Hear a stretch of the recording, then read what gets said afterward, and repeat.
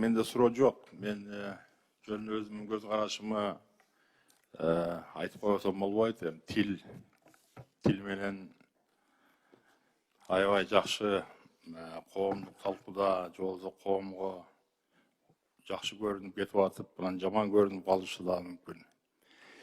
Мен бир нерсени билем, урматтуу чакырылгандар, урматтуу депутаттар.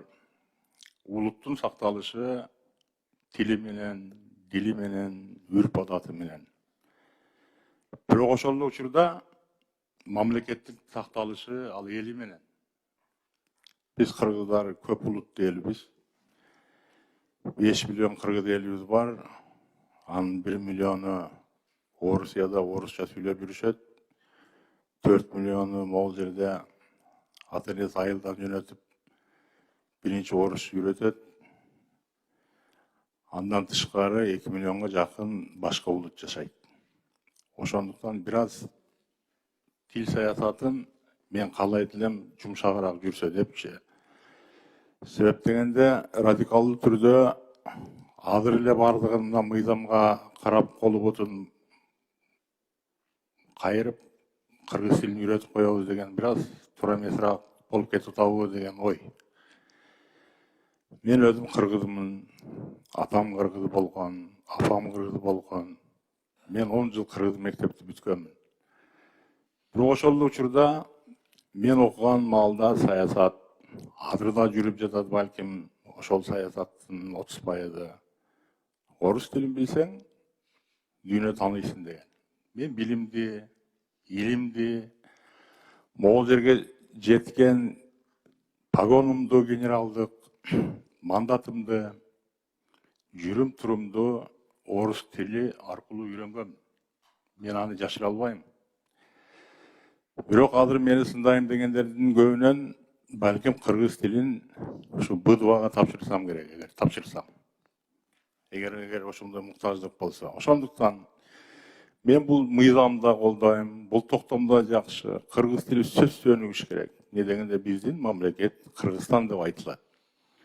Бирок ошол эле учурда мен кошулам этап менен кеткенге. Себеп дегенде биз ушунча убакытты жоготуп коюп, бүгүн эле мындай кылабыз деген мен оюмча бир аз туура эмес болуп калат.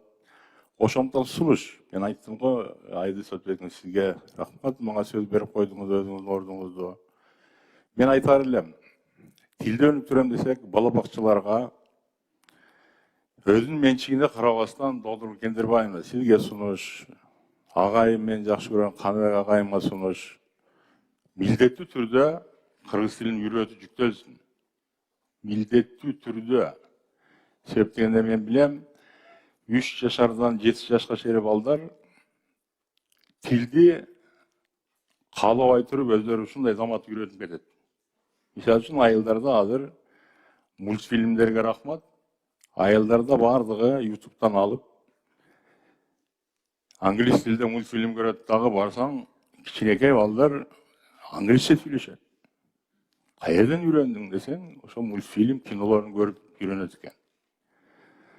Мектеп окуучулары класстан класска өткөнгө кыргыз тилин тапшырбаса өтпөйт деген алгандай болуп калат. Эми кыргыз тилине шыгы келбегендер бар, ығы келбегендер бар. Алардын өмүр бою 1-чи класстан 2-чи класска өтпөй жүрө береби.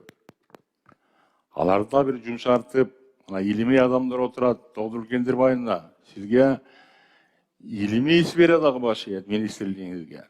Ошолордун иш чарасын белгилеп бериңиз, кандай кылып үйрөтсө болот. Анан эң негизгиси, мен могул жерде бир нерсени колдоп кетем. Бүгүн сыртта март айы келип калды да. Жогорку окуу жайга ОРТны тапшырууга бир 2-3 ай калды окшойт. Эгерде жогорку окуу жайга окуш үчүн, өтүш үчүн быйылкы 11-чи классты бүтүп аткандар, сен кыргыз тесттен сертификат алып кел десек, бир аз туура эмес болуп калгыдай да. Себеп дегенде азыр мен окууга өтөм, мен жогорку окуу билим алышым керек деген балдар мына болбойт деген азыр бүтүрүүчүлөрдү сындырабыз. Демек 1 жыл бына нормасына ашып кетсе 2 жылды коюш керек. Сөзсүз дегенге Каныбек Kanыбек agay. Bunu moyunga alış gerek. Tuра azыр koomчулук bizi tepkileyt dep, til menen jaman göründü, azır aldыңарда men жүрөm azır. Çıgam men aldık, ova men ушундай деп сүйлөdüm. Azır men үй бүлөм чыгып чыгышы мүмкүн, бул соо эмес, бул неге мындай деп атат деп. Бирок мен мамлекетиме күйөм. Мен айттым, эл, туура ал эл. Бирок ошол элибиздин ичинде башка улут дагы бар да. Биздин мамлекеттин сакталышы элде. Мамлекеттин сакталышы элде. Эл деп атам, бизде бир канча деген улут жашайт. Ошондуктан анан эң негизгиси айтып коеюн. Б1, Б2 дегендерди силер жесткий срокко койбогула. Себеп дегенде азыркы кыйындар, билим алгандар, интеллигенция деп коелу. Бардыгы орус тили менен чоңоюп, окуп, ошо билим алып келген. Азыр аларды качырып беребизби?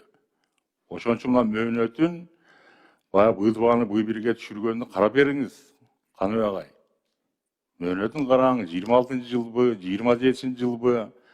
Анан бүт мөөнөттөрү жегенден анан ошол жерде отуруп алып неде айтат. Болду, сыйыңар бүттү. Эми биздин эне тил менен баргыла.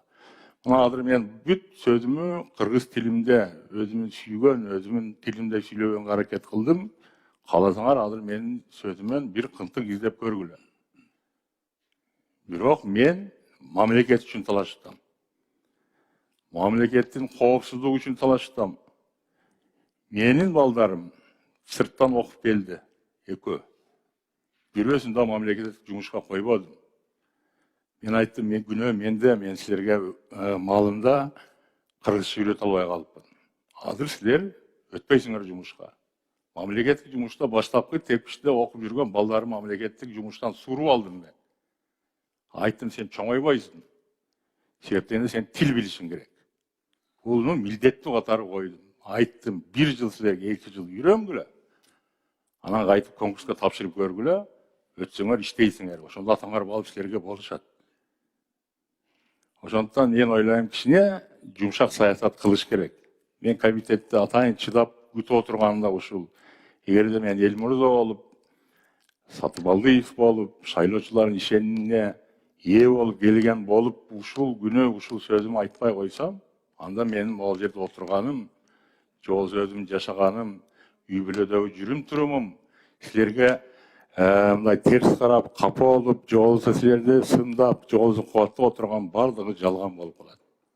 Ошон үчүн Надиреже, урматтуу мен Аяш эжем, Венера Калбековна, урматтуу депутаттар, Каныбек агай, туура түшүнүп койгула. Бул менен мен тилге чыккынчылык кылганым жок.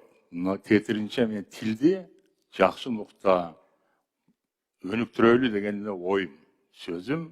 Кабыл алсаңар кабыл алдыңар, кабыл албасаңыздар, ал өзүңөрдүн иши. Мыйзам иштеп атат, мыйзам сөз иштеш керек, бирок мыйзамды кантип иштетиш ал бизден. Ал ошончо токтом чыгарып атсаң керек, ошончо буйрук чыгарып атсаңар керек. Чоң рахмат сизге, коллегалар. Рахмат, Эльнур Заракевич. Сиз айтып кеткен бала бакчалар боюнча да мен бир айтып кетет элем. Ошол өзгөртүүнү киргизилип